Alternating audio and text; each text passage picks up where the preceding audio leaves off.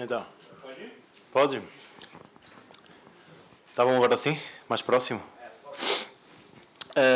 Bom, como prometido, estou aqui à vossa disposição para responder a várias perguntas. Já há algum tempo que eu não comunico, ou que o futebol não comunica com o torcedor. Eu acho este momento importante, obviamente dentro do que são as minhas funções e dentro do que são aquilo que eu sei e posso, e estou autorizado e capacitado a responder.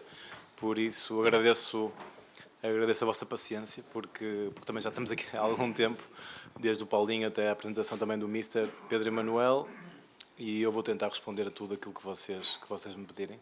A partir deste momento, fico à vossa disposição. Olá, Admar. Boa tarde, Danilo do Expresso 1923. Já são tantas perguntas, tópicos. Eu vou começar pela sua ida a Curitiba, ali na tentativa de fechar com o Fernando Seabra. Como é que se procedeu aquilo? Saiu na imprensa em que ficou acertado que o Vasco pagaria, arcaria com a multa de forma integral. Depois o Curitiba fala em forma parcelada. Até para esclarecer para o torcedor que ficou já na expectativa, saiu foto do Seabra com o empresário já celebrando, fechando o negócio e depois passos atrás. Obrigado. Antes de mais, explicar que no processo de comunicação com o Curitiba, que é um clube que nós respeitamos bastante, e com o seu técnico, nós primeiro contactamos o clube a informar que iríamos contactar o seu representante para abrir uma possibilidade e falar de uma possível proposta.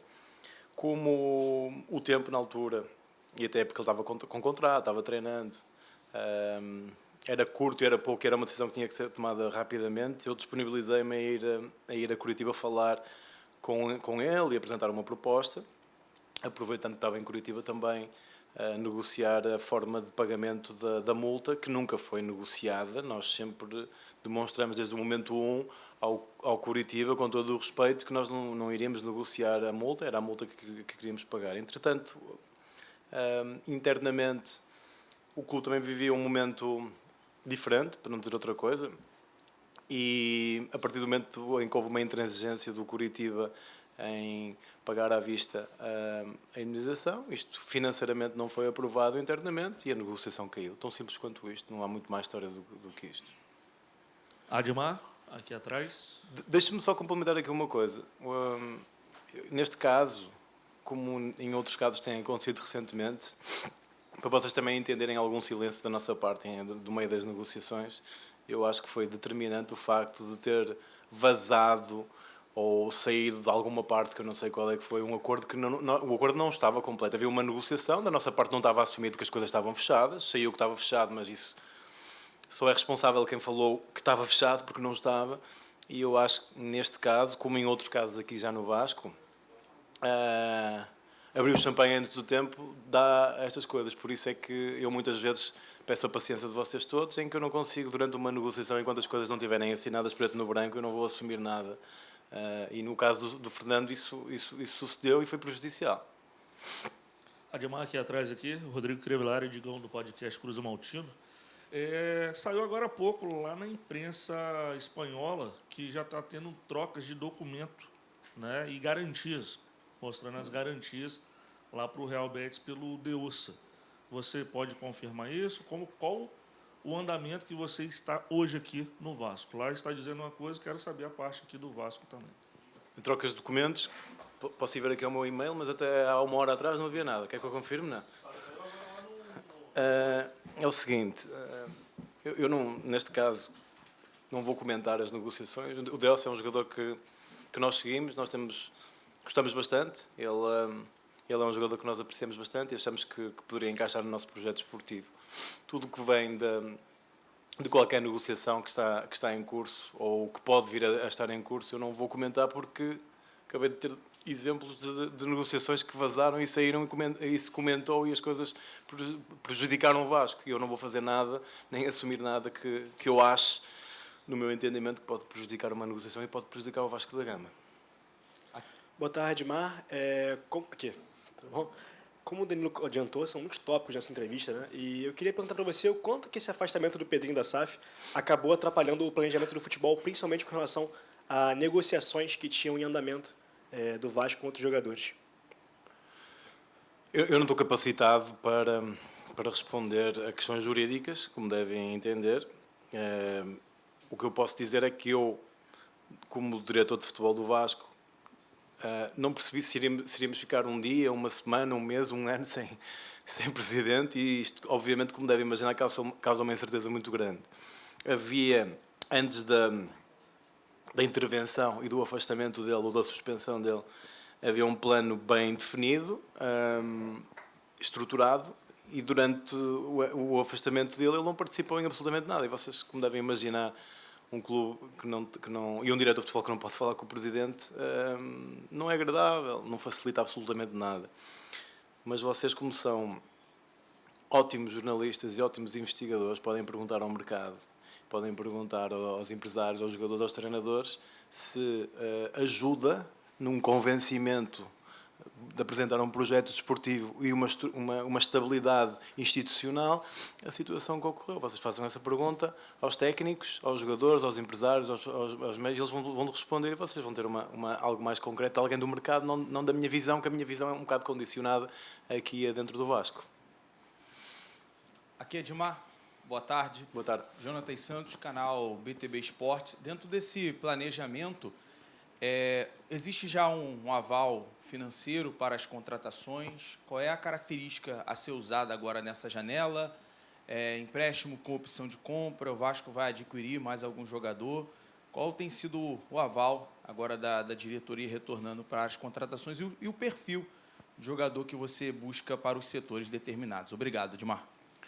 O que foi passado pela diretoria, pelo Conselho de Administração, pelo Presidente, por todo mundo que está acima, primeiro, uma vontade muito grande em tentar melhorar a equipa, e nós estamos atentos ao mercado, e segundo, estrategicamente, até por questões financeiras, orçamentárias e institucionais, que eu não sei responder a tudo isto, foi-me pedido para esperar um pouquinho, num determinado momento, e que nós não iríamos ser muito agressivos neste primeiro momento da janela, porque as coisas nos próximos tempos podem alterar do ponto de vista financeiro.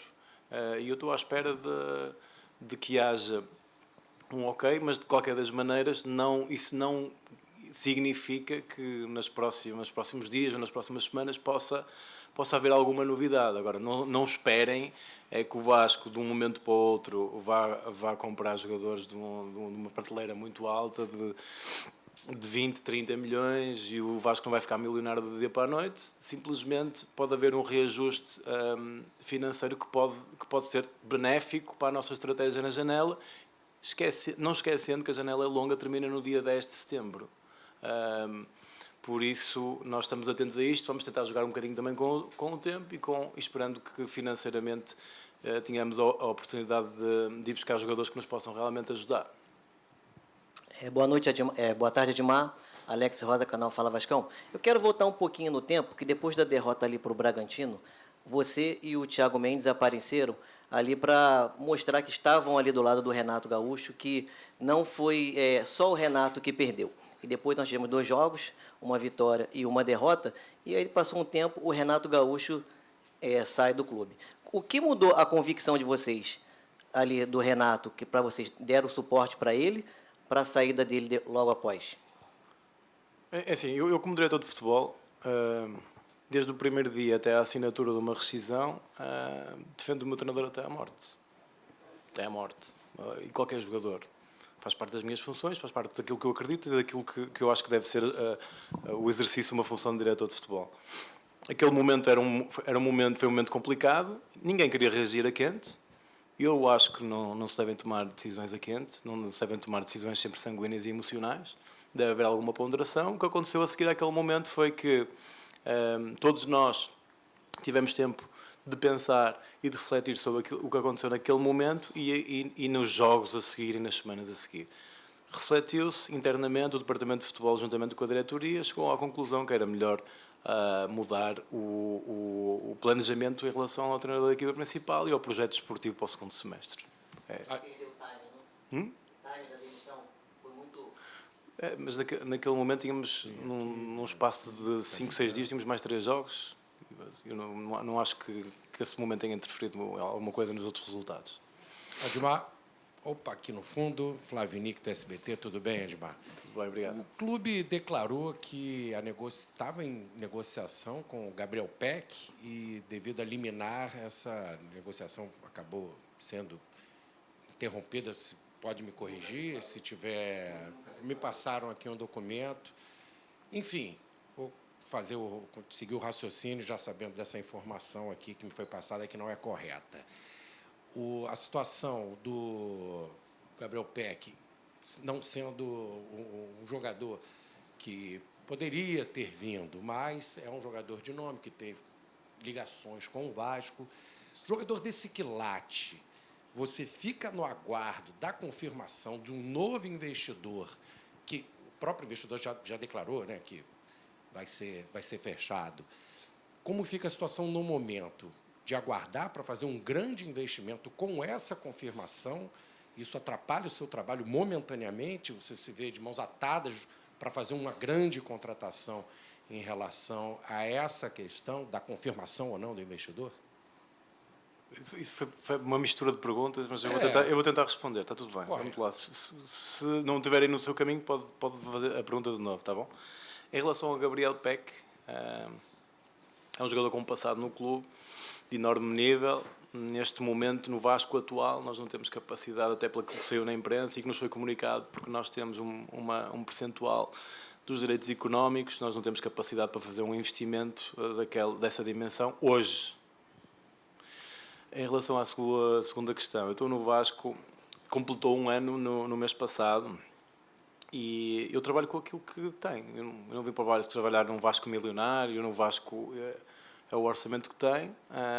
Eu tento me adaptar, eu e o Departamento de Futebol e todas as pessoas que trabalham comigo, à realidade atual do Vasco, mas é óbvio que todo mundo gosta de ter argumentos, né? E quem negocia, quem é diretor de futebol, argumentos financeiros para convencer os jogadores e chegar a jogadores de outra prateleira. Isso é mais um objetivo, ou quase que um sonho, do que propriamente. Mas neste momento a realidade do Vasco é esta, e nós não nos vamos queixar nunca. E sempre tentamos, nas outras duas janelas, como vamos entrar nesta janela, com os recursos que temos, fazermos o melhor possível. E eu acredito que mesmo nesta situação atual nós vamos ter capacidade de atrair jogadores, até pela camisa pesada que o Vasco tem, jogadores que nos podem ajudar a sair desta situação. Admar, boa tarde. Cauê Rodrigues, escolhendo 927. Até sobre essa questão de investimento que você falou, a torcida acredita muito no desfecho positivo da venda da SAF. Mas caso não dê tempo da venda da SAF chegar na janela de transferências, qual o plano B do Vasco para atacar o mercado? Obrigado. O plano B é o plano A. Obviamente, eu acabei de dizer há pouco que há uma estratégia de não fechar vários jogadores ou de ser muito agressivo durante estes primeiros momentos, porque a situação, pelo que até publicamente foi comunicado, pode alterar. Mas a estratégia é mesmo todas as janelas, com os recursos que nós temos, identificando o perfil e as necessidades que nós temos de posições e de perfis de jogadores, juntamente com a equipa técnica e o Departamento de Futebol, tentar reforçar o melhor possível. Hoje em dia há a possibilidade de fazer empréstimos com opções, empréstimos com obrigações, transferências. Obviamente que a prateleira e a capacidade de atrair jogadores com dinheiro é completamente diferente de sem dinheiro, mas nós não nos queixamos, não nos vamos agarrar a isso, e isso não vai ser nunca desculpa aqui nesta casa. Boa tarde, Edmar. Thiago Carvalho, da Band aqui. Queria perguntar para você, você falou justamente sobre a questão do Pedrinho ter ficado afastado durante uma semana, um pouco mais do que isso, em relação a liminar, e depois da queda da liminar, que acontece exatamente no mesmo dia que o Pedro Emanuel chega ao Rio de Janeiro. Queria saber como vocês chegaram, então, junto ao nome do Pedro Emanuel, ou se não foi junto, se foi uma escolha realmente sua, a gente sabe que o Pedrinho estava afastado de certa forma, mas como vocês concluíram com esse nome? Vasco teve até negociação com outros treinadores, como foi falado aqui em relação ao treinador do Curitiba, o Seabra, e depois vem a do Pedro Emanuel. Então, em meio a essa confusão jurídica, etc. e tal, como você conseguiu chegar nesse nome, como vocês escolheram esse nome e como foi essa negociação? Obrigado. Antes de mais, dizer que o Mister já começou bem, que ele mal meteu o pé em solo brasileiro, passado umas horas o Presidente voltou ao ativo, ou seja, ele veio com estrela. E eu fico muito feliz por isso. É um bom sinal. Hoje também está a chover um pouquinho, abençoou um pouquinho na apresentação dele, por isso é um treinador com estrela, espero eu. Então, o Pedro Emanuel estava numa lista que foi definida pelo Departamento de Futebol logo após a saída do Renato Gaúcho. Na altura o Presidente ainda estava em funções, mas todo o processo de negociação, todo o processo de entrevistas foi feito pelo Departamento de Futebol, maioritariamente por mim e pelo Filipe, porque o Presidente estava ausente e ele não participou em nada, absolutamente nada do que é a negociação. Ele, imagino que tenha estado a par, mas eu tive 2 semanas sem falar com ele, por questões jurídicas eu não podia, por isso ele não participou em absolutamente nada. Mas, de qualquer das maneiras, o Pedro foi contratado porque num perfil de técnico que nós definimos e ele também participou nessa definição desse perfil. É uma escolha do Departamento de Futebol, mas desde o dia 1 que nós ficamos sem treinador, o perfil estava bem definido e o Pedro preenche os requisitos que nós queríamos para este momento e para esta altura do Vasco. Boa tarde, tudo bem, Admar? Eduardo Ferrari, do canal Vasco Connection. Admar, é inevitável a pergunta. A liminar prejudicou não o Pedrinho, sim o Vasco, a instituição Clube de Regatas Vasco da Gama. É justo afirmar que você viajou para Portugal, depois para a Espanha, parece, para negociar com alguns jogadores, para trabalhar, né? Você não viajou a passeio. E o Pedrinho foi, até o término das questões jurídicas, né? Até que tudo se resolvesse, se você pudesse voltar à ativa novamente.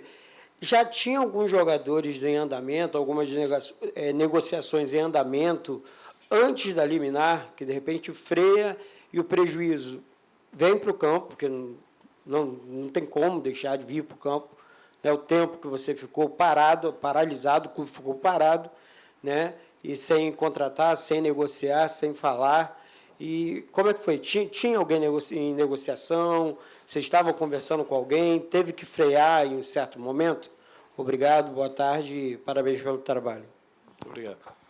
Antes de mais, esclarecer, já que há uma preocupação sempre grande onde é que eu estou e o que é que eu faço. Eu fui a Portugal também, tenho família em Portugal, não foi em passeio, não foi só em trabalho, fui ver a minha família também durante as férias, como toda a gente tem direito.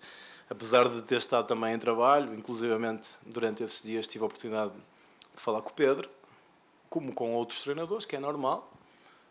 Todos os processos em que eu participo de seleção de um treinador existem entrevistas, existem conversas com vários treinadores, faz parte. E respondendo mais concretamente à sua pergunta, eu acabei de vocês são todos ótimos investigadores, até têm uns investigadores vascaínos, uma coisa assim, não é? Vocês perguntem ao mercado de jogadores, treinadores de um nível e de uma prateleira alta, se para eles muda ou não virem para um clube em que tem uma liminar que o presidente está afastado, ou um clube que tem uma estabilidade institucional e jurídica e desportiva até, se muda ou não a capacidade de atrair os jogadores. E por último, não querendo fugir à tua pergunta, havia, como eu te tinha dito e já falei aqui anteriormente, um plano para esta janela, um pouquinho por fases, havia negociações em curso, foram paradas um bocadinho por conta desta situação jurídica e a ideia, como a janela é larga, há fases em que nós vamos apresentar os jogadores, há fases em que nós vamos... ou seja, nós não queremos trazer os jogadores todos ao mesmo tempo e numa fase inicial. Vamos jogar um bocadinho com isso, tá bom? Muito obrigado. Aqui é Edmar. Joel Silva, do canal Colina em Foco e da TMC. Você está dizendo que o tempo, né? O Vasco vai jogar um pouco com o tempo, mas com a queda da liminar, o retorno do Pedrinho, e até mesmo teve uma carta do próprio Marcos Lamac, que é um empresário que está negociando a compra, que dizia, né, que com a queda da liminar poderia entrar recursos imediatos para fazer com que o clube consiga melhorar e pagar tudo que tem que ser feito, inclusive está ali também reforços. Em relação a tempo, o Vasco tem, em menos de um mês, um confronto eliminatório nos playoffs da Sul-Americana e um confronto importante contra o Fluminense na Copa do Brasil. Para o torcedor, dá para dizer que o Vasco chegará reforçado, por exemplo, no jogo contra o Fluminense, no dia 1º de agosto? Não, garantir não podemos garantir, mas nós estamos a trabalhar para para trazer pelo menos um jogador nos próximos dias, na próxima semana, mas dizer-lhe que, mais uma vez, em termos de investimento, é mais fácil ter capacidade financeira do que não ter. Neste momento, ao dia 2, a realidade do Vasco é que temos um orçamento limitado e reduzido, temos que ser criativos na janela, não nos vamos desculpar e agarrar a isso, mas se a situação alterar durante a janela, os tempos podem não se ajustar com a necessidade da equipa em termos de jogos e de calendário, mas essas coisas eu não consigo controlar, não é? Se fosse eu a definir, nós já tínhamos dinheiro desde janeiro e estamos em junho, vamos ver o que é que as próximas semanas trarão para o futuro do Vasco. Admar aqui, boa tarde, Amadeu dos canais Na Torcida Vascaínos e Amadeu Vasco. Eu vou ao reverso, todo mundo falando, contratações, se chega. Eu vou te perguntar, jogadores saindo no atual elenco, pode ter algum jogador saindo, Hugo Moura também saindo, procede realmente a informação, está de saída mesmo, ou se tem algum outro atleta que de repente chegou alguma proposta para deixar o Clube de Regatas Vasco da Gama? Obrigado. Em relação ao Hugo, sim, nós aceitamos uma proposta de um clube da Arábia e autorizamos o jogador a negociar. Neste momento ainda não temos a informação que há um acordo total, mas há essa possibilidade. O Hugo pediu-nos, perante esta oportunidade e por também estar próximo do término do seu contrato, que era uma oportunidade para a carreira dele, a todos os níveis, inclusive a financeira, nós acedemos e há essa negociação. Em relação a outras saídas, há várias abordagens, há um outro pedido de empréstimo, mas nada significativo e não está previsto, se não houver alguma entrada, que saia mais algum jogador nos próximos tempos. Tá bom? Admar, boa tarde. Lineker Biondi, canal A Hora do Vasco. A gente vem para mais uma coletiva de conservadorismo ou realidade em relação às questões financeiras. Mas ela é uma entrevista posterior à venda do Ryan. Queria que você comentasse um pouco sobre esse capital expressivo, se veio para o futebol ou não. Temos também a questão do mecanismo de solidariedade da FIFA em relação à contratação do Andrei Santos no Manchester United e também a porcentagem do Gabriel Peck após a contratação do Cruzeiro pelo jogador. Queria que você comentasse sobre esse impacto financeiro e por que nós voltamos aqui para mais uma coletiva, mesmo com esse impacto da mesma forma realista e conservadora. E longe de querer a volta, nada do mérito em relação ao jogador, mas o Lloyd Augusto é um jogador que pertence ao Vasco, está na folha salarial e é importante também, né, essa defasagem da folha salarial ali que o Vasco tem, que é pesada hoje. Queria que você falasse sobre esse jogador, se fica, se vai, se negocia ou não. Obrigado. O Lloyd estamos num processo de negociação com um clube e nós, como ele já estava parado um período de férias, nós decidimos autorizá-lo a não se apresentar enquanto tivessem estas negociações. Eu acho que nos próximos dias pode haver aqui alguma novidade. Se não houver, ele obviamente volta a ser integrado, tem contrato, é um jogador do clube e segue naturalmente. A ideia em relação ao Lloyd é procurar uma solução que agrada a todas as partes. Ok? É essa. Outra questão? Como que foi o impacto da venda do Ryan para essa volta conservadora na fala do mercado e do dinheiro do mecanismo de solidariedade da FIFA, do Andrei Santos, e da venda do Peck do Cruzeiro? Essa massa de grana entrando, por que não impacta numa nova realidade do mercado? Os direitos de solidariedade da FIFA, não sei se vocês estão por dentro, normalmente costumam demorar cerca de 2 anos a chegar ao clube, por isso eu não vou estar a pensar nesse dinheiro que só vai entrar daqui a 2 anos. O primeiro pagamento do PEC vai ser, pela informação que eu tenho, em setembro, por isso também já será fora da janela. Em relação ao Ryan, não me cabe a mim dizer muito sobre a questão financeira do clube, mas posso dizer que a informação que eu tenho é que nós também fizemos um investimento em alguns jogadores e, além disso, essa entrada de dinheiro serviu para sanear algumas questões financeiras que o clube tinha, não só em relação à contratação de jogadores. Aqui é Edmar, tudo bem? Rodrigo Jufo, da ESPN. Eu queria retomar um pouco a contratação do Pedro Emanuel, O Vasco tinha um perfil do Diniz que era um perfil que, pelo menos, a gente entendia ser mais tático, assim, para o time ter mais a bola. Depois apostou num perfil do Renato ser um treinador mais experiente, que conhece o clube, conhece o futebol carioca. E agora parte para um treinador estrangeiro, que não é muito conhecido, mas que vocês avaliaram para poder contratar, fizeram entrevista, como você mesmo disse. Queria que você me dissesse qual foi a principal característica do Pedro Emanuel que fez vocês apostarem no nome dele. Obrigado. Boa pergunta e agradeço desde já. Então, o perfil foi definido antes de falar com o Pedro e o Pedro entrou numa lista que preenchiam os requisitos que nós identificamos, nós, Departamento de Futebol, identificamos como aquilo que nós entendíamos que era o melhor para fazer evoluir este grupo, para que a equipa tivesse uma reação e outros resultados no segundo semestre. E o perfil do Pedro que nos chamou a atenção é que ele é muito trabalhador, muito meticuloso, tem uma metodologia bem definida, é um treinador taticamente muito culto, tem uma escola organizada portuguesa e ele tem um perfil de um percurso de líder, tanto como jogador como treinador. É muito carismático, é muito justo e vocês tiveram a oportunidade até numa primeira impressão com ele aqui, perceber que ele é muito decidido, sabe o que quer, ideias fixas. Isso é muito importante, até já com bastante experiência, é muito importante para um clube da grandeza e da pressão do Vasco, e ele também percebeu rapidamente como é que o Vasco estava organizado, qual é que era a situação do Vasco, a grandeza do Vasco, e tudo isto fez com que nós tenhamos a convicção que o Pedro Emanuel é a melhor solução para o momento do Vasco e queremos construir um projeto de 1 ano e meio com ele. Boa tarde, Admar. Tim Homer, do canal Oswaldo Cruz Maltinos.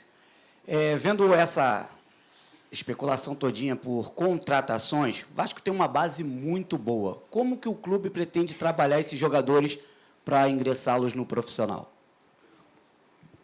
Olha, antes de mais dizer o seguinte, muito se falou em algum momento sobre a profundidade ou o número de jogadores do elenco profissional. Isto, quando foi planejada a temporada lá no começo, bem ou mal, o que ficou definido, e é o que eu gosto de trabalhar, e o Pedro também concorda um pouquinho com isso, é que o grupo profissional não pode ser demasiado extenso, exatamente por isso, para dar a oportunidade e haver espaço para os jogadores da base.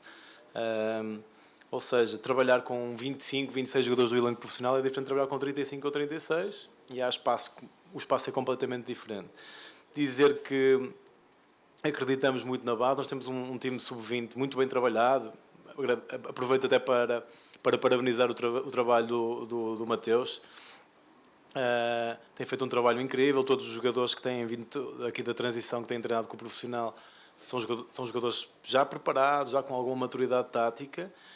Alguns deles vocês tiveram a oportunidade de já os ver competir, como o Ramon Rico, como o Avelar, o Wallace também vem dali, o próprio João Vitor, exatamente, o Zuccarello. Ou seja, há uma base que nos dá algum otimismo. Isto foi discutido também já com o Pedro quanto das suas entrevistas, e a expectativa é que, obviamente, há momentos e há momentos. Há momentos que é mais difícil lançar jovens, outros momentos que é um bocadinho mais favorável, mas aqui depende um bocadinho da meritocracia. O que eu quero dizer é que nós temos um espaço no elenco profissional para dar oportunidade aos jogadores da base, que é um pouquinho isso o ADN do clube. Boa tarde, Edmar. Marcos Jacobson, do canal Detetives Vascaínos. No seu entendimento, quais os erros que o Vasco não pode cometer nessa janela e como é que está a busca por um zagueiro? Obrigado.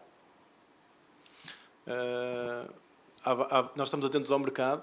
A posição de zagueiro é uma reflexão que nós fazemos. Estamos à espera também que o Pedro chegue e avalie essa posição. Nós temos algumas ideias, mas precisamos do ok do Pedro e da validação do Pedro em relação a essa posição e ao perfil que ele quer para essa posição.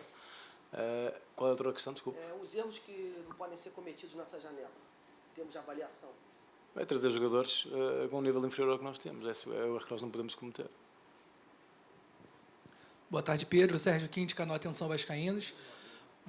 Pedro, desculpa, Admar, você acabou de falar do Pedro. Admar.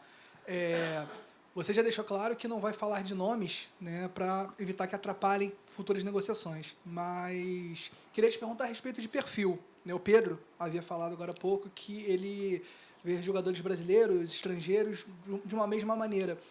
qual mercado você está mais em cima? O mercado interno, trazer jogadores brasileiros, trazer jogadores estrangeiros, que tem a questão do limite também, se você está mais em cima do mercado europeu ou se você está aberto, pode chegar jogadores de todos esses mercados, independente de nacionalidade e de onde jogam. E também sobre a questão da saída, falar um pouquinho do Andrés Gomes, que é um jogador que foi para a Copa do Mundo, valorizado, um grande ativo do Vasco, se existe a possibilidade de saída nessa janela. Obrigado. A expectativa do clube em relação ao Andrés é que ele permaneça. É um jogador muito importante do clube, nós contamos com ele. E a expectativa, o futebol nunca sabe muito bem o dia da manhã, podem acontecer coisas imprevistas, mas até porque ele tem uma multa, mas a ideia e a expectativa do clube é que ele fique no Vasco este segundo semestre, pelo menos. E em relação à outra pergunta... Qual mercado você está atuando? Mercado interno, externo? Então, é assim, o mercado brasileiro tem esta limitação em que na janela do meio do ano todos os jogadores que tenham cumprido 13 jogos noutro clube da Série A nós não podemos competir. Há jogadores muito interessantes que nós não podemos contratar porque não é possível. Ou seja, temos que olhar, isso obriga, isto é a CBF, que nos obriga a olhar para o mercado externo. Agora, se eles são brasileiros, chineses ou outro país sul-americano, o mais importante é a qualidade. Eu, há um ano atrás, quando cheguei, disse que a prioridade eram jogadores sul-americanos que conhecessem o futebol brasileiro. Olhamos muito para o jogador brasileiro que está fora, até porque pelo limite de estrangeiros, mas nós estamos abertos a tudo, há sempre uma exceção. Para todas as regras há uma exceção. Ou seja, historicamente, desde que eu cheguei, é jogadores brasileiros e jogadores sul-americanos que estão fora, na Europa. Olhamos para todas essas possibilidades. Boa tarde, Edmar. João Guerra, do GE.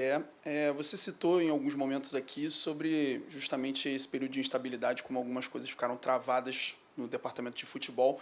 Eu queria te perguntar sobre um dos pontos que poderia trazer uma injeção financeira de forma mais rápida, que é o patrocínio master. Se você pudesse falar um pouco como está o andamento dessa questão, porque a gente sabe que tinha um acordo encaminhado com uma casa de apostas para esse momento. Não sei se é a pessoa melhor para falar sobre isso, mas se puder dar um panorama em que pé está isso, a instabilidade jurídica do Vasco nesse momento acabou atrasando esse acordo. Muito obrigado.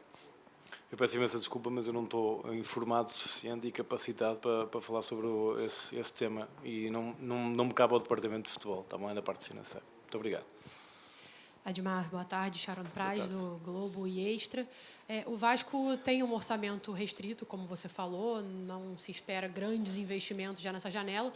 Queria que você falasse o que o Vasco oferece enquanto projeto, né? Para o Paulinho foi um contrato mais longo, um jogador jovem com projeção. O que o Vasco oferece de projeto para esses jogadores que estão em negociação ou, enfim, estarão em negociação para vir? Obrigada. É só o facto de falar numa camisa e num clube histórico como o Vasco já atrai muitos jogadores, muitos profissionais no mercado. O que nós falamos sempre é que, do ponto de vista... somos um clube extremamente cumpridor, desde que o Presidente Pedrinho não falhamos em absolutamente atrasos, absolutamente nada, cumprimos financeiramente tudo aquilo que nos propomos, estamos numa transição e numa evolução em termos de infraestrutura, do que já foi investido próximo de 30 milhões de reais neste CT, nesta sala que vocês estão a ver. Explicamos que nós somos um clube que olhamos para a frente, temos ambição, que há uma possibilidade, e esperemos nós que após este período de transição tenhamos capacidade para lutar por títulos e basicamente do ponto de vista de acreditarmos também que temos a capacidade para alavancar a carreira de um jogador. Fizemos vendas importantes, jogadores que colocamos como o Raya na seleção brasileira, como o PH, é uma camisa muito pesada. Todas estas questões, quando se apresenta um projeto, pesam e são apresentadas, como é óbvio. Obrigado, Edmar. Boa tarde a todos. Muito obrigado.